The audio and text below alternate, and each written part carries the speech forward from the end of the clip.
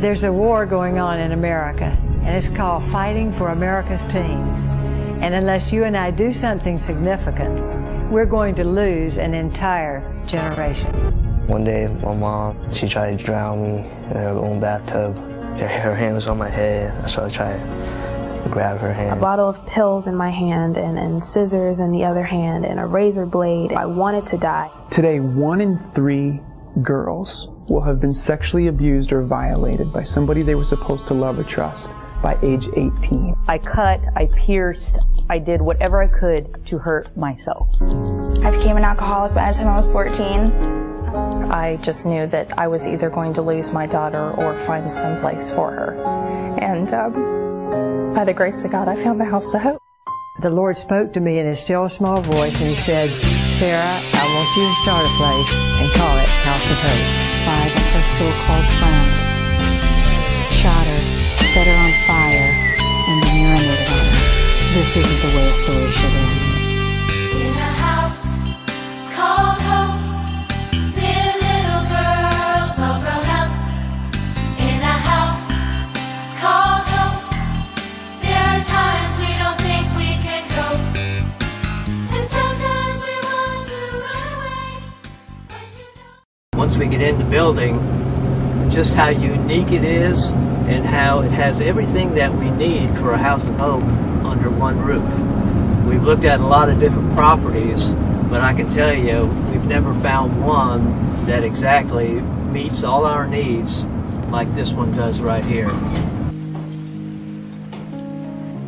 Now this is a beautiful room. This is fantastic. Bob and Diana, what do you envision this room right here being for the House of Hope Piedmont?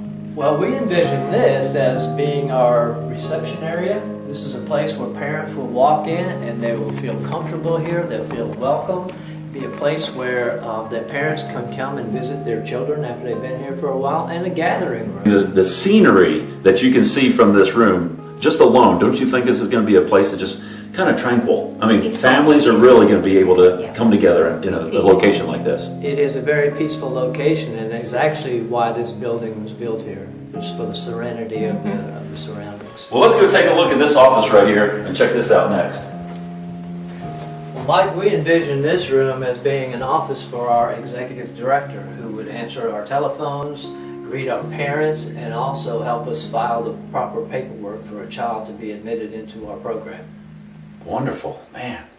I'll tell you, this building, upstairs, downstairs, around 9,000 square feet, is that about right? That's correct. Has a lot of potential for a lot of different things. It's very unique in that everything that we need is under one roof, which is something that we haven't been able to find. As many locations as we've looked at, this one is perfect. Right. Okay, well, let's continue down the hallway and see what's down here. Now we're going to be entering what we call our record-keeping or administrative area. I think this would be a great place, this area here. We have tons of storage for the girls to practice their life skills. Doing some cooking, because we have a kitchen. Sewing, we have lots of room for sewing, crafts. There's just a lot we can do in this room to utilize all the space that we have. Wow, now look at this room. This is fantastic. Open, large. Bob, what would this room be used for possibly? Well, this room right here is one of our 2 full-size kitchens, and this one here would be primarily used for our Sunday afternoon gatherings with the parents and the teenagers. And it's one of the highlights of the week for the parents and the teens. I can see. This area will also serve as an area for our teens to eat their lunches, because this area right over here is where we're going to enclose, and it's going to be our classroom. As we come back into the hallway, Bob and Diana, what do you see these 4 rooms on the right-hand side do? Well, there are 4 offices on this side of the hallway, which we would use for our counseling rooms. And then over here, there's 2 small rooms that we would use for overnight accommodations for our visiting parents. Wow, a pool area. Okay, what's this room going to be? Well, actually, we are going to take this pool area and we're going to convert it into a chapel. A chapel? A chapel. Fantastic. We need our own chapel, and this is going to be it. Well, Bob and Diana, we've been in and out of several of these rooms, and they look pretty identical. What are these rooms going to be used for? Well, Mike, they are pretty identical. There are 5 bedrooms and 5 full baths. and it's perfect for what we need because we need 2 bedrooms for the girls. There'll be 3 teenage girls in each room when we're to full capacity. We'll use 1 bedroom for our overnight staff, and the last 2 bedrooms Diana and I will use for our permanent residents.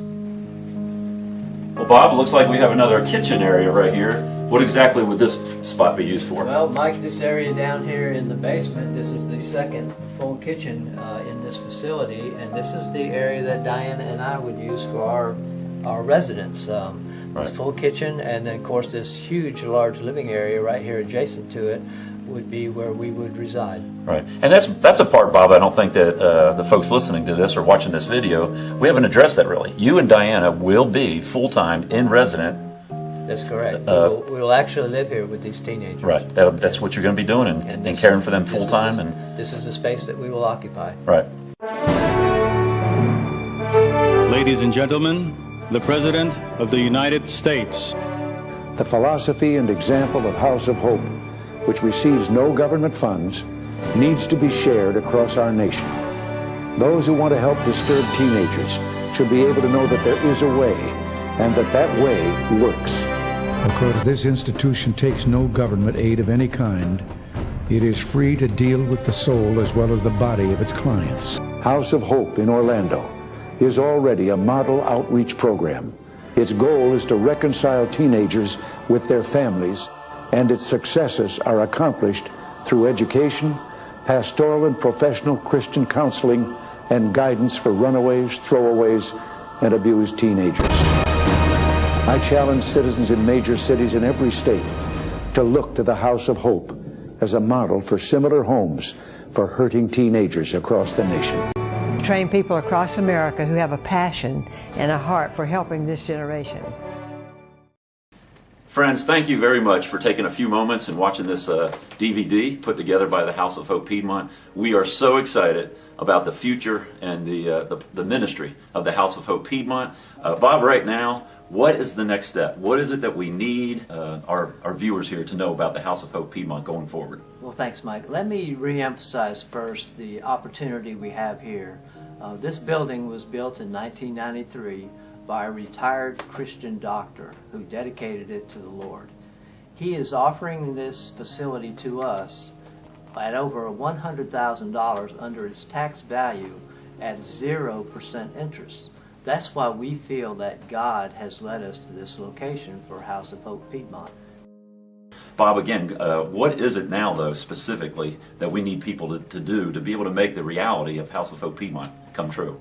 Well, here's what we need. From the point of this location here in Davie County, we are hoping that within a 100-mile radius of this facility, there would be 100 people, organizations, churches, Sunday school classes that would commit to either a one-time gift of $500 or $50 a month, which is less than $2 per day, that would help us with our operational expenses for 2016 and also give us the finances we need to make the down payment.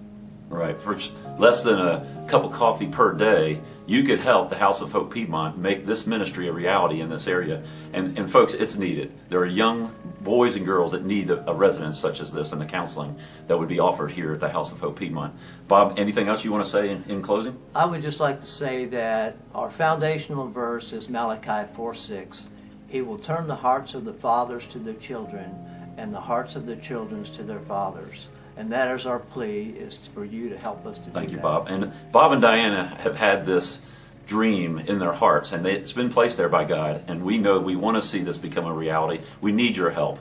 We want to thank you again for taking a few moments to watch this video, and if you would, one last plea, pass this video on to other believers that you know, or friends that you know, churches, organizations, to get the word out about the House of Hope Piedmont. We need your help, and again, thank you. And they can donate by either visiting our website at houseofhopepiedmont.org and use PayPal, or they can send their donations to House of Hope Piedmont, 662 Foster Dairy Road, Mocksville, North Carolina, 27028. Thank you so much, and God bless you in 2016.